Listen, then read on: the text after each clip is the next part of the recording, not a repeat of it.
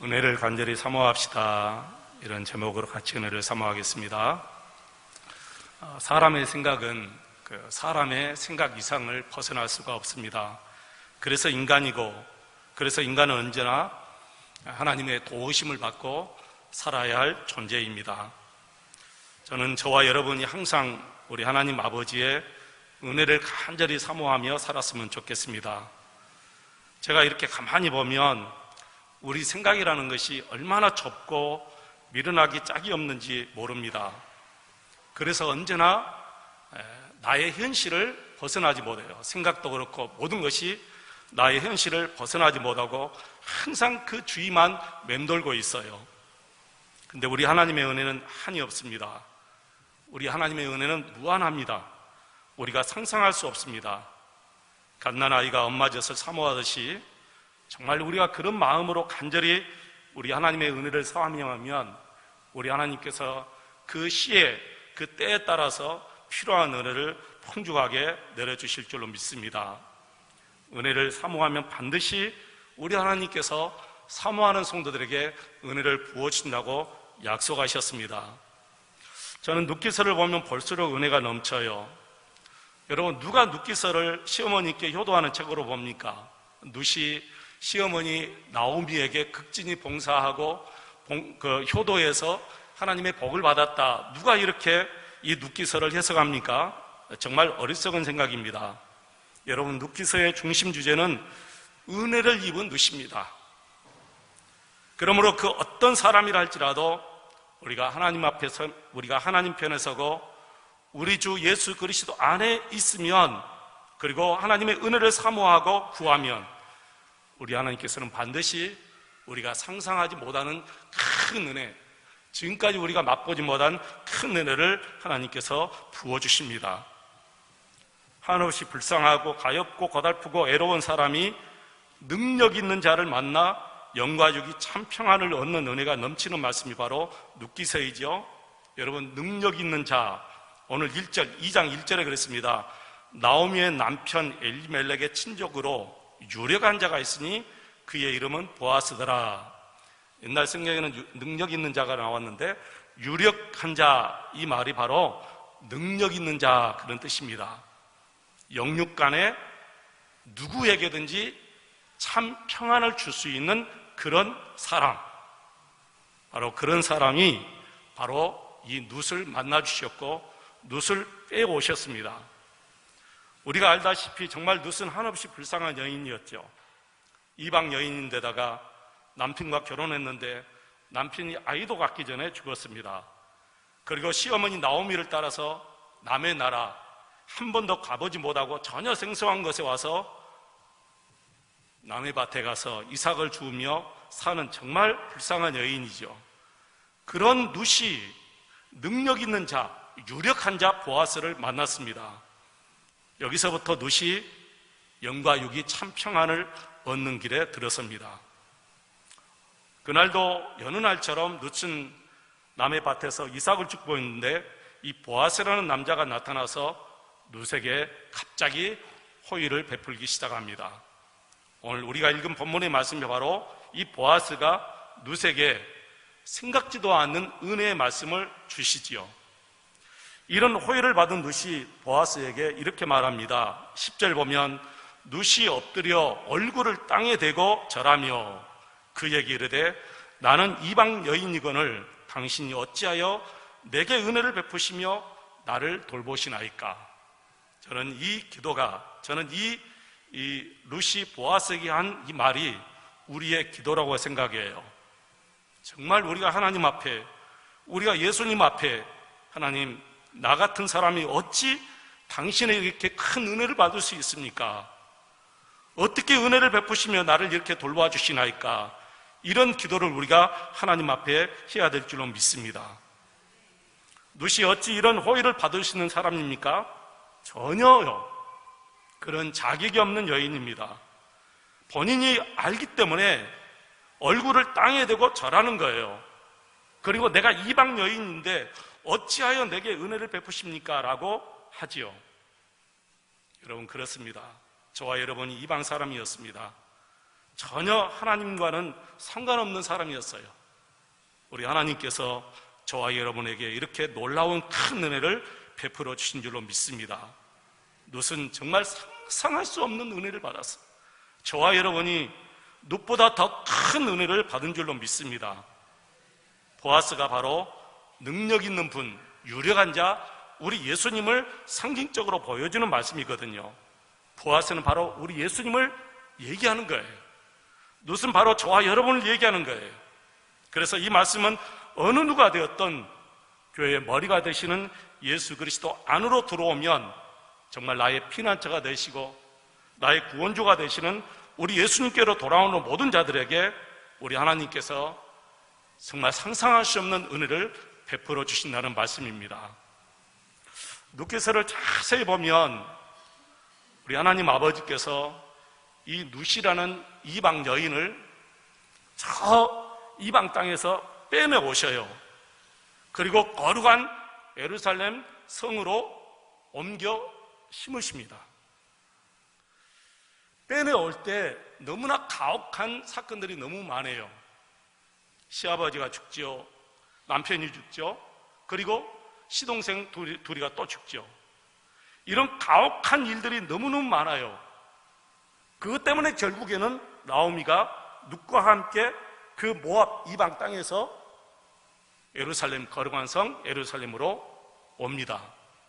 하나님께서 하시는 일이에요. 사람이 생각할 때는 어떻게 이런 엄청난 고통들이 우리 가정에 오나 우리가 이렇게 생각할 수가 있어요. 정말 저와 여러분도 이 세상 살아가면서 그런 일들 많이 겪으죠. 어떻게 이런 일이 우리 가정에 어떤 일이 내게 이렇게 오지? 그럴 수가 있습니다. 그러나 지나놓고 보면 다 그것이 하나님의 은혜요, 하나님께서 선한 길로 우리를 인도하신 길이었다는 것을 알아요. 이방 여인 이 룻, 만약에 시아버지 죽지 않고 남편이 죽지 않고 이런 엄청난 고난이 없었다면 이 이방 여인 룻은 처음부터 마지막까지 그 이방 땅에 살다가 결국에는 거룩한 성 예루살렘을 오지도 못하고 거기서 이미 죽습니다. 저는 정말 이 말씀을 보면서 저는 저를 보는 것 같아요. 너무너무 감사해요. 하나님께서 그 캄팡한 동네에서 우리 가정을 탁 빼내 오셔가지고 교회에 관심조차 없었고 예수님에 대해서 관심조차 없는 저희 가정을 우리 하나님이 빼내 오셨어요. 하나님의 방법으로. 하나님의 방법이 아니고 하나님이 개입하지 않았다면 어떻게 저희들이 교회에 올 수가 있겠습니까? 어떻게 이 거룩한 땅 교회로 우리의 발을 들여놓을 수가 있겠습니까? 들여놓을 수가 없죠. 근데 우리 하나님께서는 당신의 방법으로 어려움을 주어서 우리 온 가정을 다 빼내서 거룩한 하나님의 교회로, 하나님의 집으로 우리 온 식구들을 옮겨 심으셨어요. 이 은혜를 생각하면 룻이 받은 은혜보다 더 큰 은혜입니다. 룻은 엎드려 얼굴을 땅에 대고 절했지만 우리는 밤에 잠을 자다가 일어나서 하나님을 찬송하고 노래하고 그래야 될 줄로 믿습니다. 이게 웬 은혜인지, 이게 웬 하나님의 사랑인지 우리가 상상할 수 없습니다. 유력한 자, 능력 있는 분 우리 예수님을 만나서 저와 여러분이 영육 간에 참 평안을 얻게 된 줄로 믿습니다. 룻이 이런 능력 있는 분 만나리라고는 꿈엔들 여러분 생각이나 했겠습니까? 우리 하나님께서 보아스를 룻에게 보낸 것이지요. 나는 이방 여인이 온데 어찌 이렇게 큰 은혜를 나에게 베풀어 주십니까? 이 말씀이 저와 여러분의 고백인 줄로 믿습니다. 어찌 이렇게 큰 은혜를 베풀어 주십니까? 정말 우리 하나님은 자비로우신 하나님이십니다. 당신께 보호받기를 원하는 사람, 당신의 사랑을 받기를 원하는 사람, 당신의 복받기를 간절히 원하는 자는 결코 버리지 않으십니다. 하나님은 이렇게 나온 자를 거절하지 않으십니다. 자격을 따지지 않습니다. 룻은 가난했고 가부였고 더구나 이방 여인이었지만 하나님의 거룩한 땅 예루살렘에 오니까 우리 하나님께서 그 여인에게 새로운 삶을 허락하여 주십니다. 보아스의 이 행동과 말을 통해서 룻이 얼마나 큰 용기를 얻고 그리고 마음에 큰 기쁨을 갖게 되는지 몰라요. 여러분, 우리가 하나님의 말씀을 떠나서 어디에서 위로를 받고 이 기쁨의 말씀을 우리가 들을 수 있겠습니까?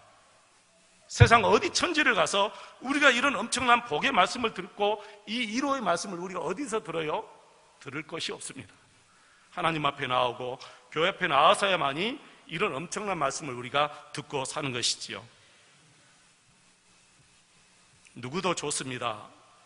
미천한 자도, 정말 비난한 자도, 힘없고 연로한 분도, 철 모르는 우리 아이들도, 지탄의 대상이 되는 그런 죄수도, 그 누구라도 우리 하나님 앞에 나오면 다 기쁘게 맞아주시며 따뜻하게 감싸주십니다. 여러분, 교회가 이래야 될 줄로 믿습니다. 하나님께서도 차별하지 않으신데 어떻게 교회가 사람을 차별할 수가 있겠습니까? 교회는 모든 사람들을 다 받아줘야 합니다. 저는 서울에 있으면서 교회들이 지역별로 갈라지는 교회를 보면 너무너무 가슴이 아팠어요. 어떤 교회는 영남 사람으로 가득 찼고 어떤 교회는 호남 사람으로 가득 차요. 어떤 사람은 이북 사람으로 가득 차요. 어떻게 교회가 이래야 될까?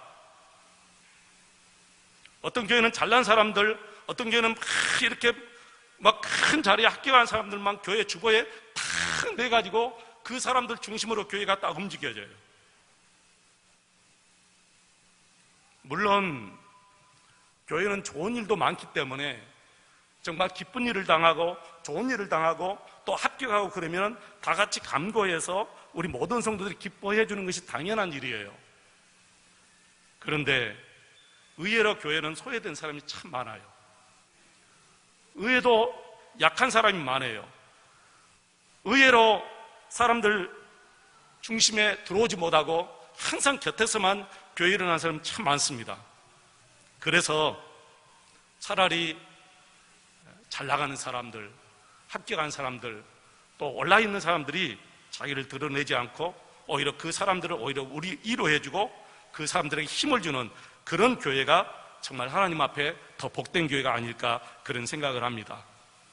사랑하는 성도 여러분, 우리 주님께서 우리의 모든 것을 다 받아주시고 우리를 품에 안아주셨듯이 우리 교회가 그런 교회가 되어야 될 줄로 믿습니다.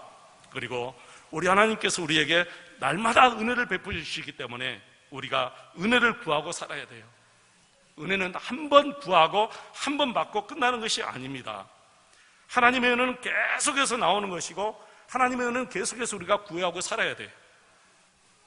우리가 구하지 않고 사는 것도 하나님께서 다 응답해 주시지만 왜 굳이 우리가 이렇게 하나님 앞에서 구하고 살아야 됐습니까? 그것은 하나님께서 우리에게 주신 것을 알게 하기 위해서 하나님이 우리에게 구하라고 그렇게 말씀하신 거예요. 우리가 구하지 않고 하나님의 것을 받다 보면 모든 것이 내 중심에서 나오는 걸로 착각해요. 모든 것이 내 능력이라고 착각해요. 그걸 하나님께서 막기 위해서 구하라고 그렇게 하신 거예요. 여러분, 구하지 않아도 내가 받은 것이 너무 많습니다. 저는 지금까지 생각하면서 내가 구한 것보다 구하지 않고 받은 것이 더 많아요, 보면. 그래서 내가 구하지 않아도 하나님은 분명히 주실 것이고 나를 주의 길로 인도하실 거예요. 그런데 왜 하나님께서는 구하게 하셨는가? 그것은 하나님의 은혜를 알게 하기 위해서 그런 거예요. 저와 여러분이 모든 것이 다 하나님께로부터 온다. 그래서 하나님의 은혜를 알고 하나님께 감사하는 삶을 살게 하기 위해서 적극적으로 구하게 하신 거예요. 그래서 우리는 날마다 하나님의 은혜를 구해야 됩니다. 쉬지 말고 하나님의 은혜를 구해야 돼요. 이 말씀을 중심으로 세 가지 여러분에 권명드리고 싶은 말씀이 있어요. 첫째는 언제나 주님 안에 거하시기를 바랍니다. 보아스가 이렇게 말합니다. 내 딸아 들으라. 이삭을 주우러 다른 밭으로 가지 말며 8절에 그렇게 말합니다. 내 딸아 이삭을 주우러 다른 밭으로 가지 말라. 내가 내 소년들에게 다 명령해 놓았다는 거예요. 저 여인이 이삭을 주우시도록 더 많이 빼놓고 그리고 저 여인이 목이 마르고 물을 먹고 싶다고 그러면 마음껏 물을 마실 수 있도록 주라고 다 준비를 해놓았다는 거예요. 여러분 보세요. 우리 하나님께서 이미 번제로 쓸 어린 양을 다 준비해 놓고 아브라함에게 그렇게 말합니다. 아브라함아, 하나밖에 없는 너의 독자 이삭을 저 모리아산에 가서 번제로 드려라. 하나님이 이미 다 준비해 놓았어요. 이 보아스가 모든 것을 다 준비해 놓고 이 룻에게 그럽니다. 다른 밭으로 가지 말아라. 여러분, 하나님께서 우리가 필요한 모든 것을 다 준비해 놓고 계셔요. 다른 것으로 갈 필요 없어요. 여러분, 사람에게 구할 필요 없어요. 주님 안에서 거하면 주님께서 모든 것을 알아서 다 해결해 주셔요. 주님을 떠나지 마시기를 바랍니다. 여러분의 생각이 주님을 떠나지 말라는 거예요. 여러분은 주님 떠나지 않을 거예요. 근데 생각은 언제나 우리가 주님을 떠나서 살아요. 하루 24시간 언제나 우리 예수님 생각하고 예수님 안에서 거하는 저와 여러분 되시기를 축원합니다. 두 번째, 주 안에서 끊임없이 주님의 은혜를 구하시기 바랍니다. 계속해서 구하고 또 구하시기를 바랍니다. 룻이 계속해서 하나님의 은혜를 구했어요. 계속해서 하나님의 은혜를 구했어요. 여러분 3장 10절 말씀 한번 보실까요?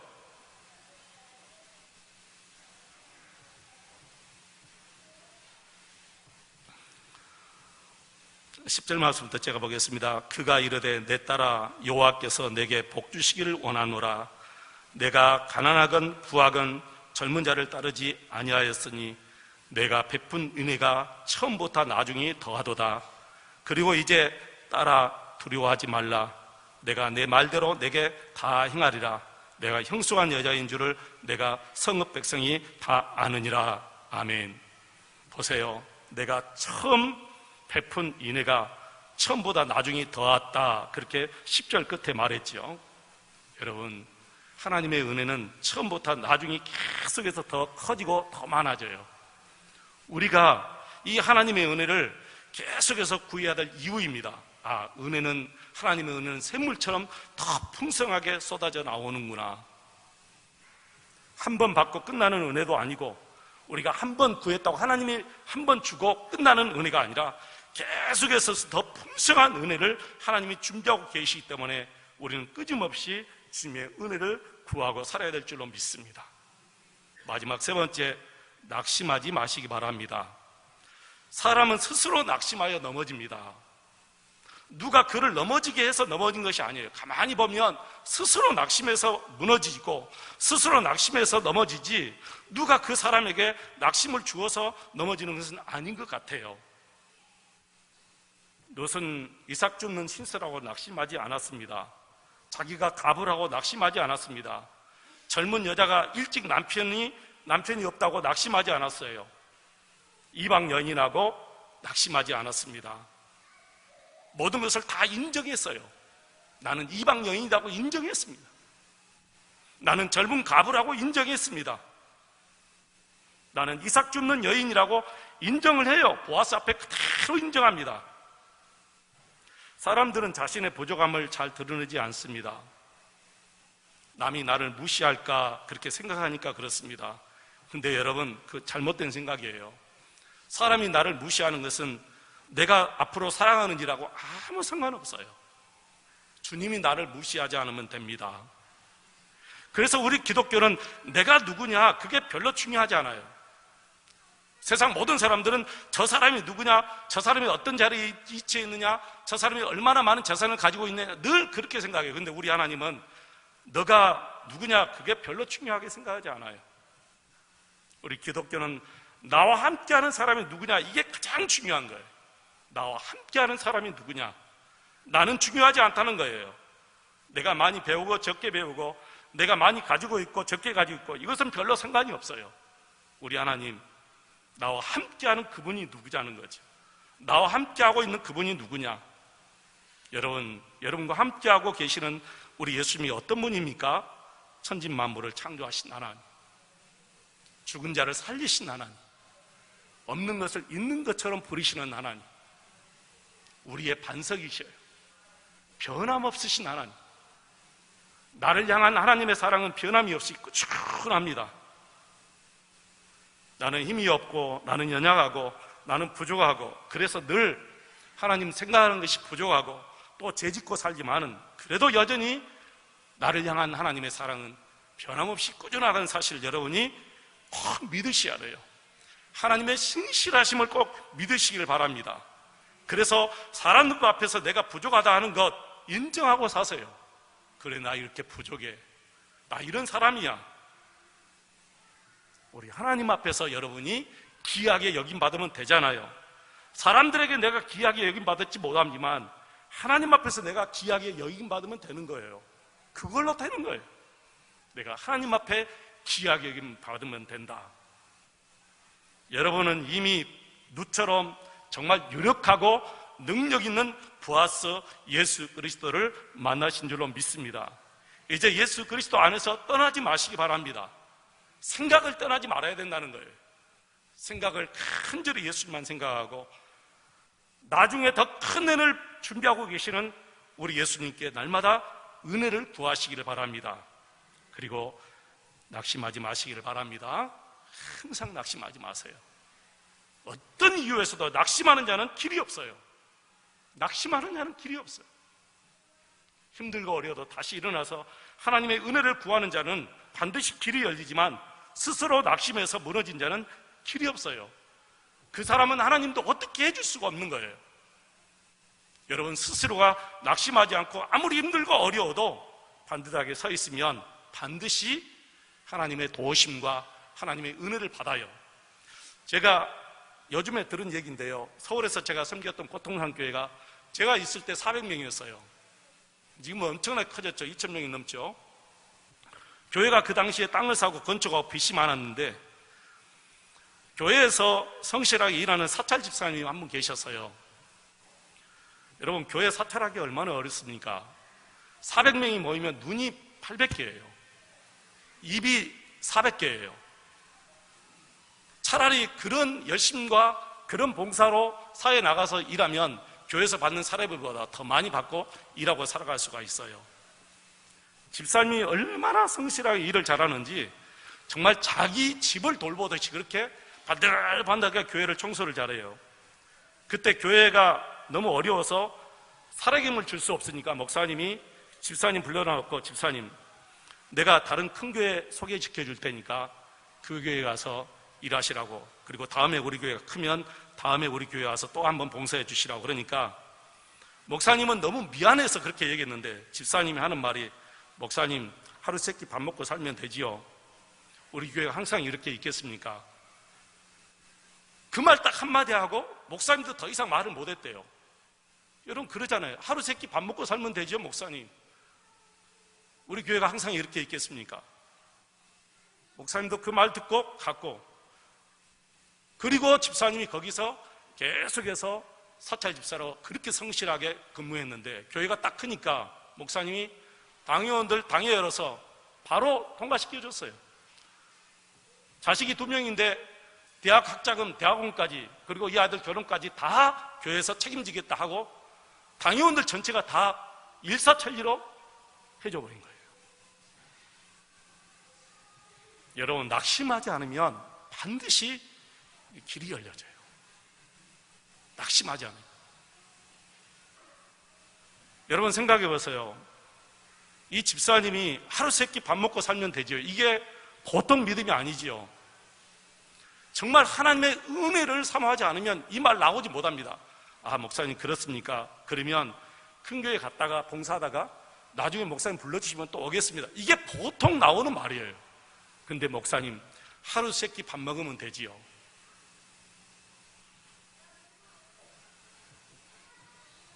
힘들고 어려운 일이 영원하지는 않습니다. 교회에서 두 아들 대학원, 고등학교까지는 요즘에는 별로 큰 무리가 없으니까요. 교회에서 다 책임져줘.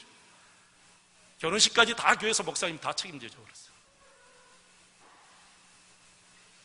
낙심하지 않고 하나님의 은혜를 구하고 하나님만 꾸준히 바라보면 반드시 하나님께서 이렇게 놀라운 길을 열어주시는 줄로 믿습니다. 오직 주님만 바라보시기를 축원합니다. 주의 은혜를 날마다 구하시기를 바랍니다.